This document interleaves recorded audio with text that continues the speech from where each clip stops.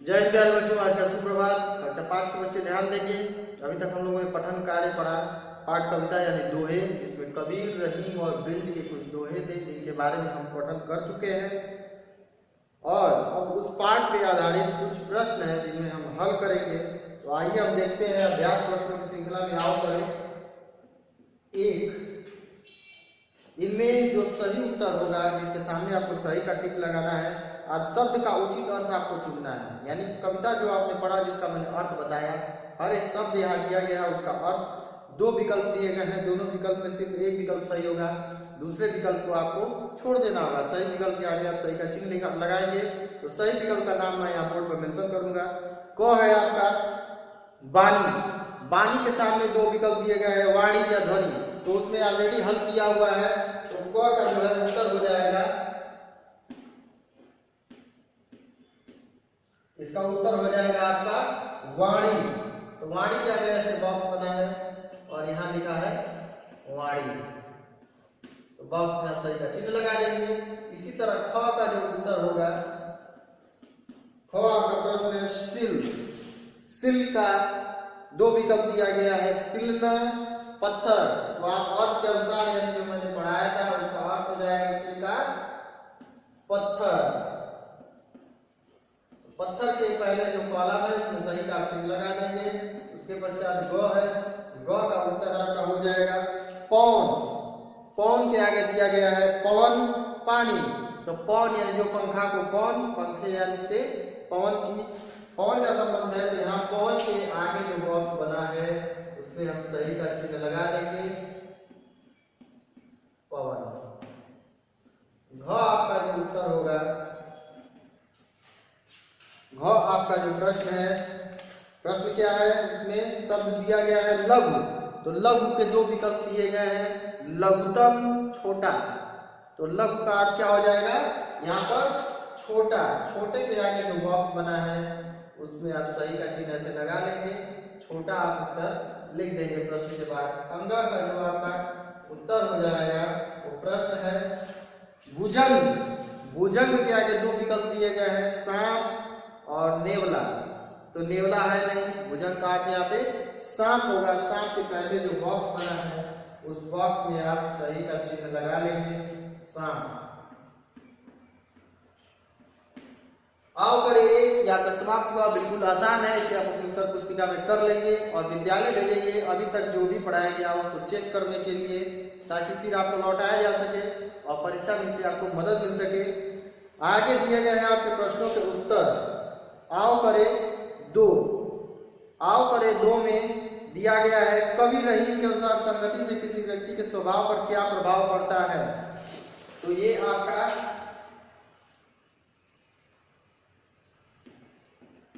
आओ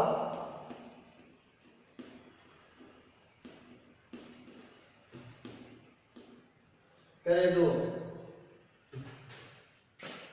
ये दूसरा है आपका प्रश्न क, कवि रहीम के अनुसार संगति से किसी व्यक्ति के स्वभाव पर क्या प्रभाव पड़ता है। इस प्रश्न को आप अपनी कॉपी में उत्तर पुस्तिका में लिख लेंगे। यहाँ से उत्तर बोर्ड पे मैं लिखूंगा, जिन्हें आप देखेंगे और अपनी उत्तर पुस्तिका में लिखकर उसे कंठस्थ भी करेंगे। तो लिखेंगे क, कवि रहीम के अनुसार संगति से किसी व्यक्ति के स्वभाव पर क्या प्रभाव पड़ता है। इसमें पहला जो रहीम का दोहा है, आप पृष्ठ संख्या 48 को खोल लेंगे। जो रही उत्तम प्रकृति का करी सकत कुसंग, चंदन विष व्यापक नहीं लिपटे रहत भुजंग। तो हम देखेंगे जो रही उत्तम प्रकृति। प्रश्न है आपका कि स्वभाव के बारे में व्यक्ति पर क्या प्रभाव पड़ता है। तो इसका प्रश्न का उत्तर होगा, कवि रहीम के अनुसार संगति के किसी व्यक्ति के स्वभाव पर क्या प्रभाव पड़ता है। संगति का प्रभाव पूछा गया है, तो हम लिखेंगे क का उत्तर कि रहीम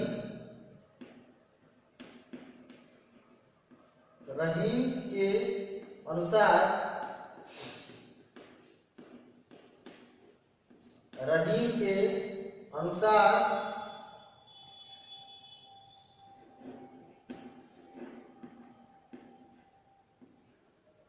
रहीम के अनुसार जो मनुष्य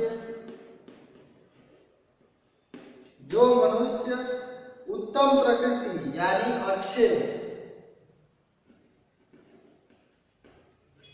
अच्छे स्वभाव और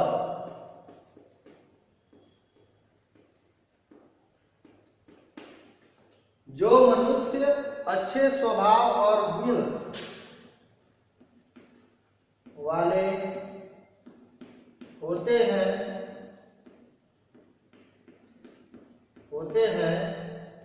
कॉमा देखिए,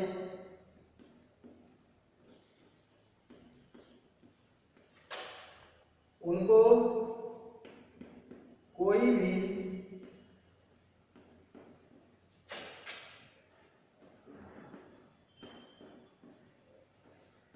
बुरी संगत यानी बुरा साथ, उनको कोई भी बुरी संगत बदल नहीं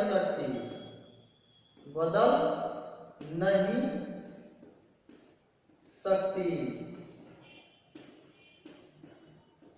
जैसे चंदन के वृक्ष का ही उदाहरण दिया गया था कि चंदन का वृक्ष अपने आप में क्या है, गुणों से भरपूर है, गुणों की खान है, शांत और शीतल प्रकृति का है, सुगंधित है, लेकिन उसकी इसी गुण से मुक्त होकर सर्प उसको घेरे रहते हैं, लिपटे रहते हैं, फिर भी वो उसके अंदर विष या सांपों का जो जहर है वो नहीं जाता, वो अपनी प्रकृति यानी गुण और सुगंध को नहीं छोड़ता। तो इसी प्रकार कह रहे हैं कि रही के अनुसार जो मनुष्य अपने अच्छे स्वभाव और गुण वाले होते हैं उनको कोई भी बुरी संगत बदल नहीं सकती, यानी कोई भी बुरा व्यक्ति उनको बदल नहीं सकता। दूसरा आपका जो प्रश्न है, विद्या धन उद्यम बिना कहो झुकावे कौन, से कवि का क्या आशा है। इसका भी उत्तर चूंकि ये आपको पढ़ाया जा चुका है, इसका उत्तर तो आपको स्वयं लिखना चाहिए, लेकिन मैं मोड प्रदर्शन कर रहा हूँ। ख का जो है उत्तर आपका हो जाएगा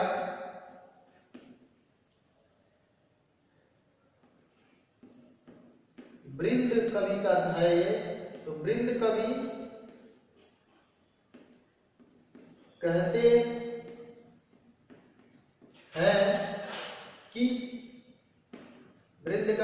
हैं कि बिना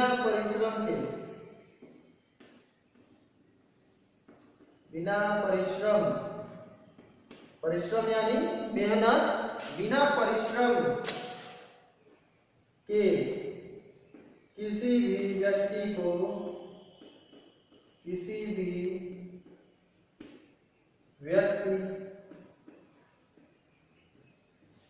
बिना परिश्रम के किसी भी व्यक्ति को धन या ज्ञान नहीं प्राप्त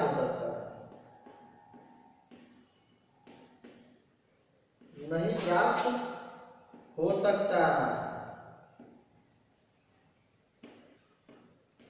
पढ़ने के लिए भी आपको मेहनत करनी पड़ती है, परिश्रम करना पड़ता है, और धन अर्जन करने के लिए एक व्यापार करते हैं आप जो, उसमें भी आपको परिश्रम करना पड़ता है। तो वृंद कवि कहते हैं कि बिना परिश्रम के किसी भी व्यक्ति को धन या ज्ञान नहीं प्राप्त हो सकता। धन या हटा दिया, या की जगह पे यहाँ पे और कर देंगे, धन और ज्ञान नहीं प्राप्त हो सकता। धन और ज्ञान दोनों बिना परिश्रम के आपको प्राप्त नहीं हो सकते। इसी प्रकार आओ करे 3, इसका अर्थ आपको लिखना है, अपनी पहुंच विचारिए, कर्तव्य करिए दौड़, तेते पांव पसारिए, जेती लांबी सौर। इसका अर्थ मैं ओरली बताऊंगा, आप इसे समझेंगे और अपनी उत्तर पुस्तिका में आपके लिए गृह कार्य होगा, इसे आप कर लेंगे। तो कठिन शब्दों के अर्थ भी नीचे दिया, उसे आप याद कर लेंगे, लेकिन तीसरे का जो दोहे का अर्थ है मैं आपको बता दे रहा हूँ, स्पष्ट कर दे रहा हूँ। अपनी पहुंच विचार के कर्तव्य करिए दौड़, यानी अपनी पहुंच से यहाँ तात्पर्य क्या है, अपनी क्षमता, अपनी शक्ति, अपनी ऊर्जा, अपना लेवल पहचान कर कर्तव्य करिए दौड़, यानी अपनी ऊर्जा, अपनी क्षमता के अनुसार आपको कार्य करने चाहिए, आपको दौड़ लगानी चाहिए, आपको कोई भी क्रियाविधि में सम्मिलित होना चाहिए, दौड़ भाग करनी चाहिए। यानी जितनी आपके अंदर क्षमता है, जितनी आपके अंदर शक्ति है, जितनी आपके अंदर ताकत है, जितनी आपकी हैसियत है, कार्य को करने की क्षमता है, कार्य को वहन करने की क्षमता है, उतना ही कार्य उसके अंदर ही आपको सिमट कर कार्य करना चाहिए, उस क्षमता से बाहर जाकर कार्य नहीं करना चाहिए। तेते पाव पसारिए जेती लांबी सौर, तेते पाव पसारिए जेती लांबी सौर, यहाँ पे कह रहे हैं कि उतना ही पैर पसारिए जितनी आपकी सौर यानी जितनी आपकी चादर है, जितनी आपकी बिस्तर है, जितनी आपकी पहुंच है, जितना आपका बिछौना है, पैर उतना ही पसारिए जितना आपके पास उपलब्ध है। तो जितना आप कार्य कर रहे हैं वो अपनी क्षमता के अनुरूप करिए, क्षमता से बाहर जाकर उस कार्य को मत करिए, वो आपके लिए अहितकर होगा, आपके लिए लाभकारी नहीं होगा, आपके लिए नुकसानदेह होगा। तो इस अर्थ को आप लिख लेंगे होमवर्क में, और कठिन शब्दों के जो अर्थ है वो अपनी उत्तर पुस्तिका में लिखेंगे और उसे याद भी करेंगे। तो अभ्यास प्रश्नों की ये पूरी श्रृंखला और ये पूरा पाठ आपका समाप्त हुआ। अगले अध्याय में हम नए पाठ की ओर, पाठ 10 की ओर बढ़ेंगे। अभी के लिए आपकी कक्षा समाप्त।